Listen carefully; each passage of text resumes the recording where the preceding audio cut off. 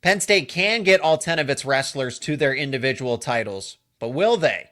With the official brackets released for the Big Ten tournament, let's make some final predictions.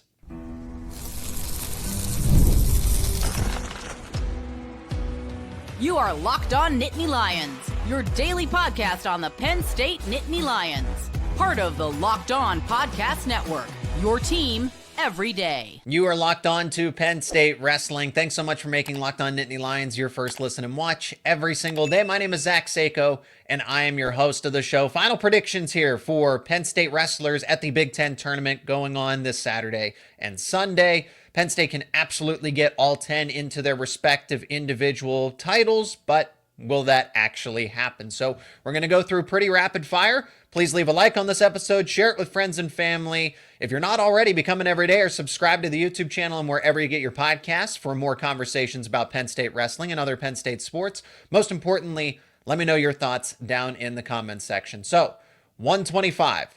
125, we know that Luke Lilledahl was the 4 seed in the pre-seeds, but now the tournament, the bracket is officially released, and he is most likely going to face a Joey Cruz in that 4 versus 5 matchup. He opens up with Kalen Riley of Illinois, who he had won by tech fall against earlier in the season in that Penn State-Illinois dual meet. He also tech fall Joey Cruz when they met with that Penn State versus Iowa dual meet. So I like Lilledahl's chances for back-to-back tech falls once again. I think he techs Riley.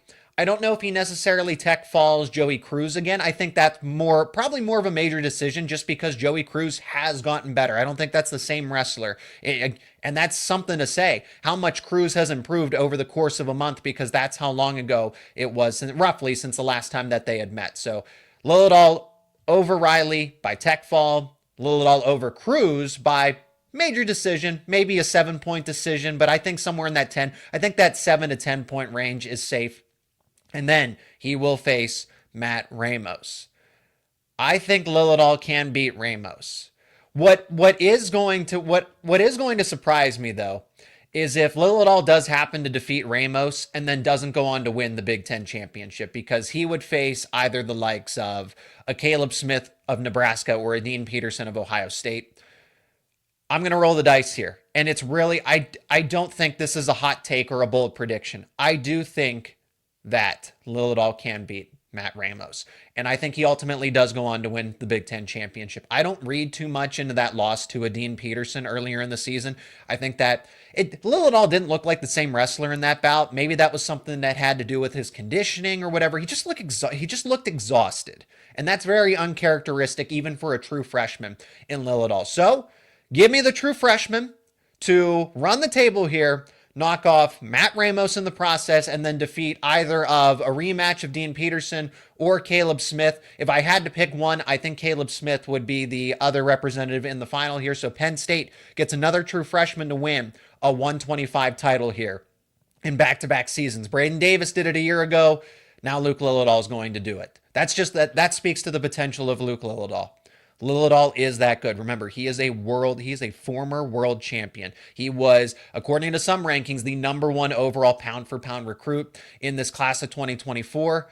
And now this is his time to shine. These are the moments that he is made for here. So give me Lilledahl as the 125 champion. It's a Penn State podcast. If you're surprised that the Penn State podcast host is picking the Penn State wrestler, I don't really know what to tell you. Let's move to 133. I do have more confidence than people otherwise might in a Braeden Davis.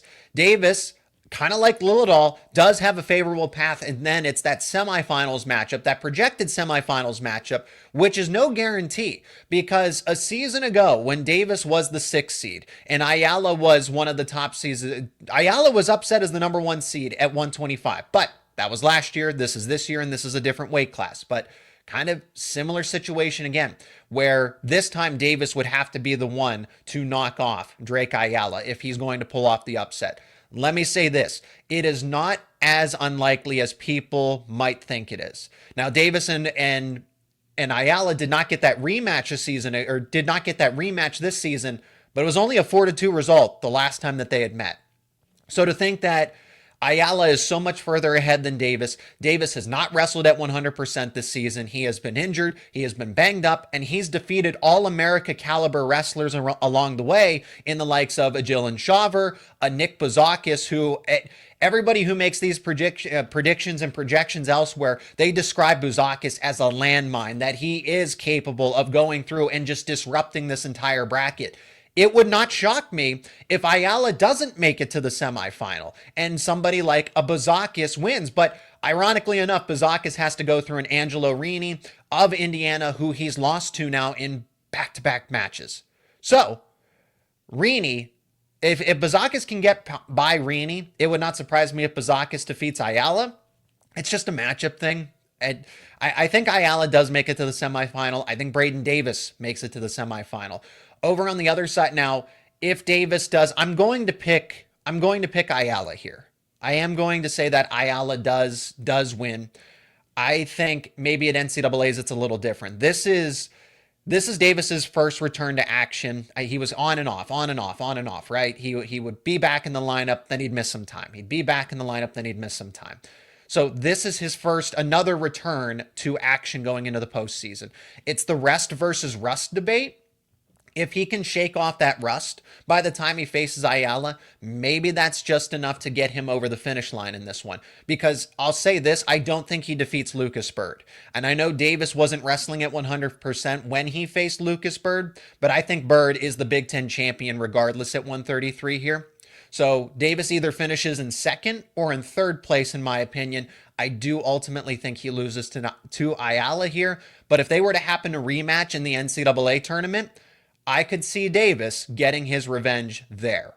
But Lucas Bird is going to be my pick at 133 there. And I would not be surprised if anybody else... I think that Jacob Van D could be one of those bracket disruptors as well.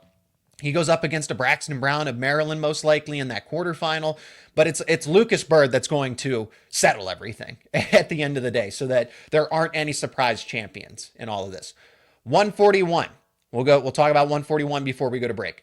Beau Bartlett, number 1 seed. We know that. Jesse Mendez, number 2 seed. And it's really Brock Hardy, Vance Bombauer, and then everybody else. Now, I like Sergio Lemley. He is another one of those, the same way that I described Buzakis or Jacob Van D. Sergio Lemley is kind of the same way. I would not want to face Sergio Lemley. But Beau Bartlett, we saw that he had a close win against him in that Penn State-Michigan dual meet. But Bartlett has become a different wrestler in his own right. Just seems a little more aggressive. Just seems to push the pace rather than waiting for his opponents to come to him. And that's saying something for someone that's accumulated a lot of matches over his collegiate career. I like Bartlett here through the entirety of the bracket. He pinned Vance Bombauer a season ago, so that head-to-head matchup is favorable for Bartlett just based on past history, but Bombauer is certainly not the same wrestler that he was. So expect them to meet in the semifinal. I'm expecting a close one there. And then Jesse Mendez. Hey, Brock Hardy, I will never count him out. I think Joseph Oliveri from Rutgers could possibly disrupt that side of the bracket. But at the end of the day, long story short, it's going to be Bartlett versus Mendez. Again, this is part 5, part 6, right? And the difference is, can Bartlett make it so that he wins where he lost after the regular season duel? Can he string a couple of victories together the same way that Mendez has, where it's mattered most in the postseason? And I say that he does. So give me Bartlett over Mendez in a close one. It's going to be something along the lines of 4-1, 4-2, right? It's a lot of back and forth. It's a lot of chess, and every move, every collar tie, every grab of the wrist, it is strategic. There is, you cannot be the one to make that mistake. And I think that's where Bartlett was wrestling so defensively against the likes of a Mendez, where I don't want to be the one to take that shot and make that mistake. And that's why I think Bartlett's a different competitor this time around, because all those other times he was doing that, and then you see it in the regular season dual meet, that wasn't the case. He got that early takedown. Now, I'm not necessarily saying that it happens that exact way again, but Bartlett is following that blueprint that is going to get him a win over Mendez this time around in the Big Ten Championship. And that is massive going into NCAAs, because you need that number 1 seed. That will lock you into the 1 seed come NCAAs in Philadelphia. Shayne Van Ness is the number 1 seed at 149. Surprisingly, to the wrestling community, not surprising here. What's going to be the differentiating factor? Is it Ridge Lovett or Kyle Parko that he meets in the Big Ten Championship at 149? We'll talk about it, plus 57, 65, and more on the other side of this break. And today's show is brought to you by FanDuel. When the game tips off, the NBA action is just getting started, and there's no better place to get in on that action than with FanDuel, America's #1 sportsbook. With FanDuel, you can place live bets throughout the game, so even if you miss the opening tip-off or you want to bet on a fourth quarter comeback, you get to stay in the action. And if you're looking for a bigger payout, you can even combine your live bets into a same-game parlay. Using FanDuel's live betting feature is great because it keeps every moment of the game exciting.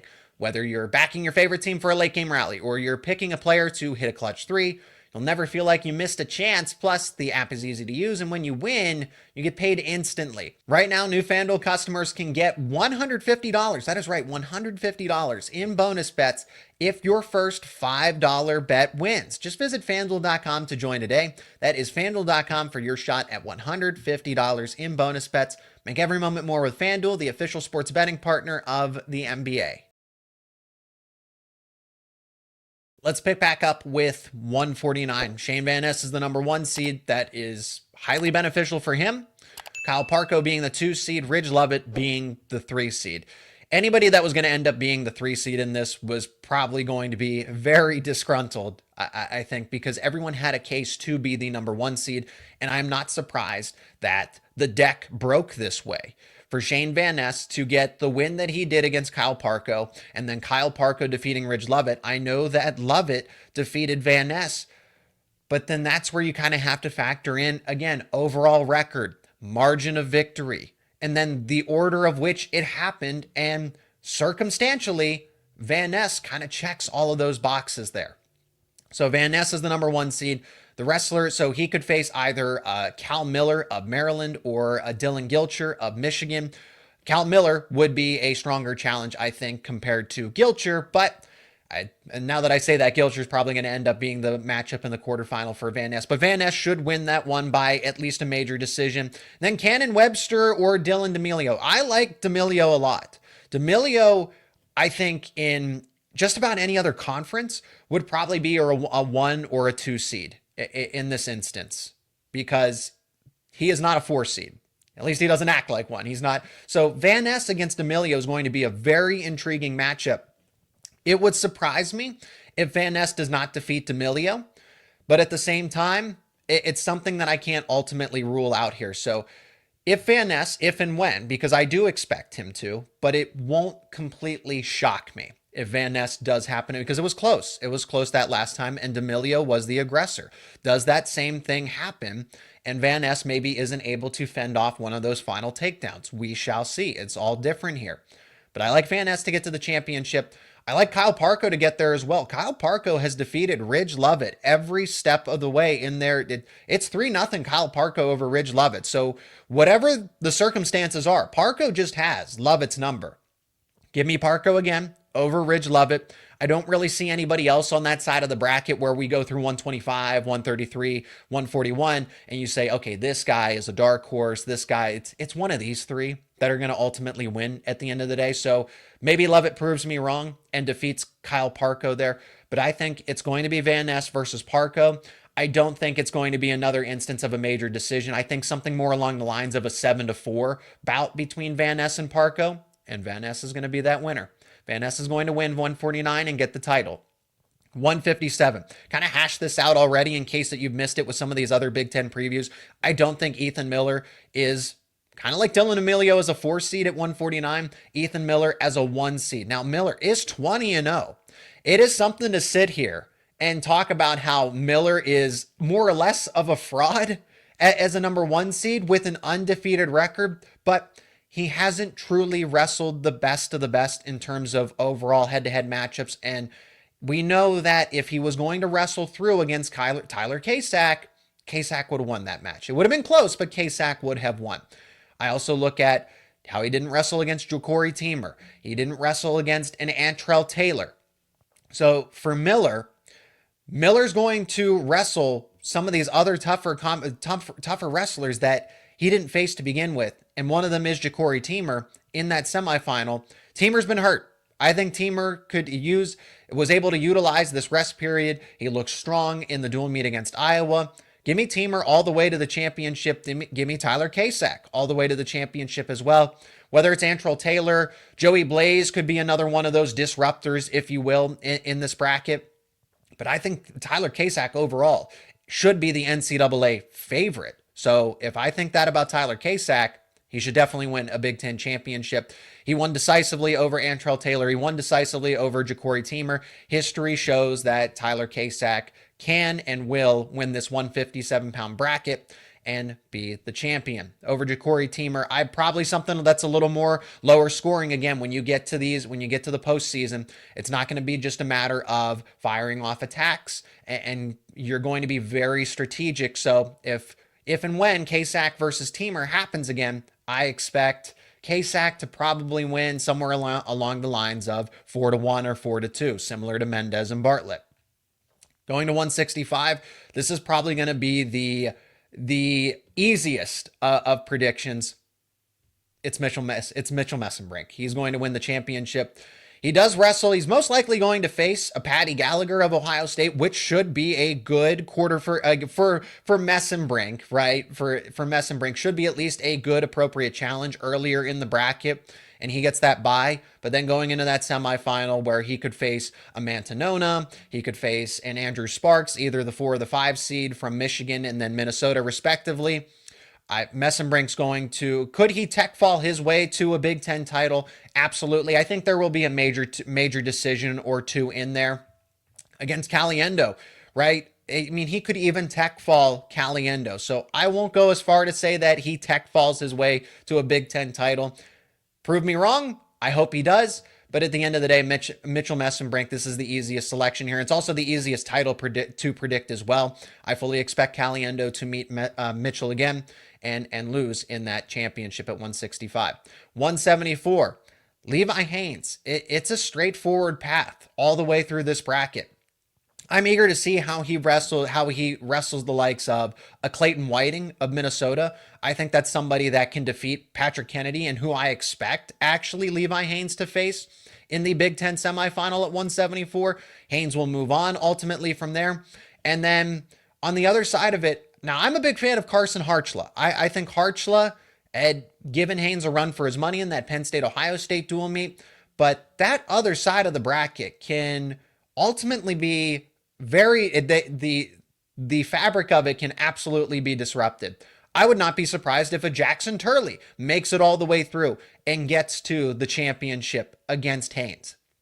Of the most likely outcomes, it's probably Hartzler. Hartzler making it back and getting a rematch with Haines. It would not shock me if the likes of a Turley ends up knocking off a Lenny Pinto, because I think Pinto is a vulnerable wrestler as a 3 seed. And I think that Turley, when he's on, he's on. So give me an outside wrestler to make it through, Haines versus Turley. But at the end of the day, give me Hartzler against Haines, and give me Haines winning another one, a close decision, because there's not going to be a lot of offense in there. Those are two extremely talented defensive first wrestlers. Carter Starocci is going to face somebody he hasn't faced before in Max McEnelly. McEnelly is undefeated as a freshman and the future face of this 184-pound class. Does the power structure, the dynamics shift now? Or does Starocci prove once again that it's his class? 84, 97 in heavyweight. We'll wrap up the show coming up next. Today's episode is also brought to you by Nissan. We're all about the stats because numbers don't lie. And when it comes to the all-new Nissan Armada Pro 4X, the numbers are on an MVP level. With the ability to tow up to 8,500 pounds, it can quite literally carry the whole team, plus the gear wherever you need to go. It's powered by a twin-turbo V6 engine, delivering the strength and performance to handle highways, back roads, and everything in between. And with room for up to 8 people, the Armada Pro 4 is built for big crews, big adventures, and even bigger memories. Whether you're exploring off-road trails or rolling up to the arena, the Armada Pro 4X brings power, versatility, and style wherever you go. Take your adventures to new heights in the all-new Nissan Armada Pro 4X. Learn more at nissanusa.com. That is nissanusa.com. 184 pounds, I think, is another bracket that is easy to predict. Starocci versus McEnelly. Every step of the way, McEnelly has proven time and time again that he is elite, that he can be, if it wasn't for Starocci and Kakaisen, I think is probably someone that's going to end up third at NCAAs here. It's because of Starocci, it's because of Kakaisen that keeps McEnelly away from an NCAA title as a freshman. But in this case, for the Big Ten championship, you could expect Starocci to finally face Gabe Arnold, and I'm fully expecting that. I think that Gabe Arnold is only going to get better, is only going to be more motivated with being benched against, or in favor for, Angelo Ferrari. That's got to build a fire in him. And to go into the postseason, he's going to have a chip on his shoulder. He's going to have something to prove. So when I look at a tough matchup like a Jackson Smith that went to ultimate tiebreaker for the two of them, you want to say, well, Gabe Arnold is not a bad wrestler. He might talk as much smack as he has towards Carter Starocci, but that doesn't mean that he's not a really talented wrestler and somebody that couldn't finish on the podium top 8 when NCAAs roll around. So give me Arnold in the semifinal here against Starocci. Give me Starocci over Arnold accordingly, though. I want to give semifinal bouts for Starocci to expect.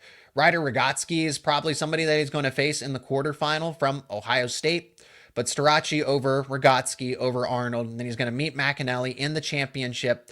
And then I think Starocci wins another Big Ten title. McEnelly it's just not there. Whether it's a matter of talent, whether it's a matter of experience, whether it's both, it's Starocci's bracket. It's Starocci's weight class to lose. The only one that's going to challenge him is Kakaisen. So everyone's on a crash course here to eventually meet Starocci with that respective bracket. It's McEnelly this time around. It's going to be Kakaisen at NCAAs. Now let's go to 197. Stephen Buchanan, Josh Barr, Jacob Cardenas. There's not much that separates these three wrestlers. Now, Buchanan is still the assumed favorite, the presumed favorite, because he keeps winning every step of the way.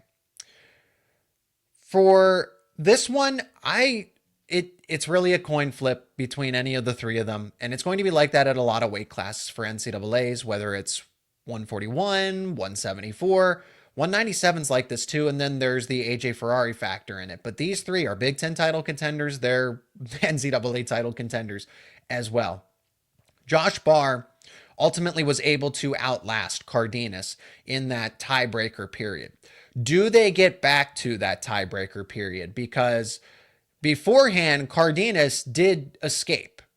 So the tiebreaker period, so Cardenas gets a chance and then Barr gets a chance and then ultimately got that reversal. For that to ultimately happen again is going to be extremely difficult to see unfold in that exact same manner. Cardenas was a common NCAA title pick in the preseason. Barr is now in this conversation because every step of the way defeated Stephen Little, defeated Michael Beard before that, and dominated some of those, right? Dominated a Michael Beard. It was close against Stephen Little and then very close against Cardenas, ultimately lost to Buchanan here. I'm going to go slightly against the grain now that everything has shifted. I think Cardenas wins the Big Ten title here at 197. I think Cardenas is almost forgotten about in this sense because of the loss to Barr, because of the undefeated run that Stephen Buchanan's on this season. Cardenas and Buchanan have not wrestled, and matchup is very important here. Give me Cardenas to get revenge over Barr. I don't like saying that, but I think there were a lot of circumstances there that Barr and Cardenas could very much go to a sudden victory period once again. I think Cardenas does get the win here because of the veteran experience. As talented as Josh Barr is, that doesn't mean that he can't get revenge at NCAAs. But I think Cardenas is going to be able, with the preparation, be able to get back at Barr and then ultimately knock off Stephen Buchanan as well. So Cardenas, Buchanan, and Barr as 1, 2, and 3. Whomever does not make the championship is going to finish third. And that's going to change a lot of things going into NCAAs. Well, it is so important to get that number 1 seed between the three of them because then you avoid potentially facing one of them in that semifinals bout. So that number 1 seed is going to be extremely coveted. And then let's finish up with heavyweight. Gable Steveson's going to be the assumed favorite here, as he should with his decorated wrestling career, both on the collegiate level and the international level. I think Greg Kerkvliet makes it a little more interesting than people maybe expect. Kerkvliet would need to get a takedown, get 2 takedowns if he really wanted to defeat Stevenson. I don't know that it happens that way. I think it's going to be a lower scoring bout, something along the lines of 6-2 maybe. I don't know that Kerkvliet gets a takedown. I don't know that anybody can get a takedown against Stevenson. I would like to see Kerkvliet do it, but I don't know that he's going to be able to. For Kerkvliet to get there, he's going to have to go through most likely Ben Keeter of Iowa, whom he should defeat, a Josh Heinzelman of Michigan, who he should defeat as well. Already did it once. I'm eager to see where Nick Feldman is. Now, he's been battling bumps and bruises this season. I like Stevenson to go up against Feldman in that semifinal. I like Stevenson to win, but by a matter of how much.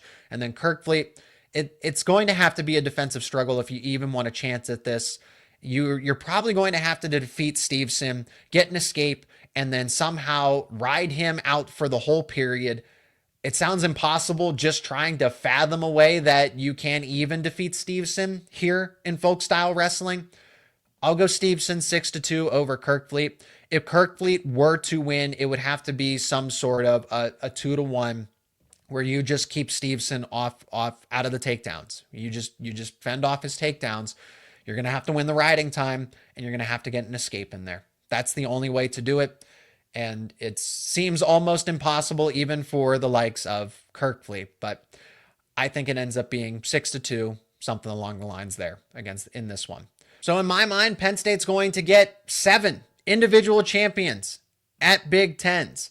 They should anticipate 8 finalists, and that's kind of what we've been discussing. How many champions is Penn State going to get? 5 or 6? I say 7. How many finalists are they going to get? I say 8. So Josh Barr's it's only simply because of the other competition that there's 2 other NCAA title contenders in his bracket, or else he would get there. So just because he doesn't end up being a finalist in my mind doesn't mean that he's not capable of going on a similar run at NCAA. So Penn State is just it's going to be all Penn State all weekend. And that's what we've been talking about preseason, throughout the season, now going into the postseason. We'll see who ultimately ends up on top. But I think Penn State has an outstanding weekend, even above their standards. That's going to do it for this edition of Locked On Nittany Lions. Appreciate each and every one of you for checking out the podcast. Let me know your thoughts down in the comments section. Please leave a like on this episode, share it with friends and family. Most importantly, be a part of the conversation. And for more conversations around Penn State wrestling, Penn State football, Penn State men's basketball, keep it right here on Locked On Nittany Lions.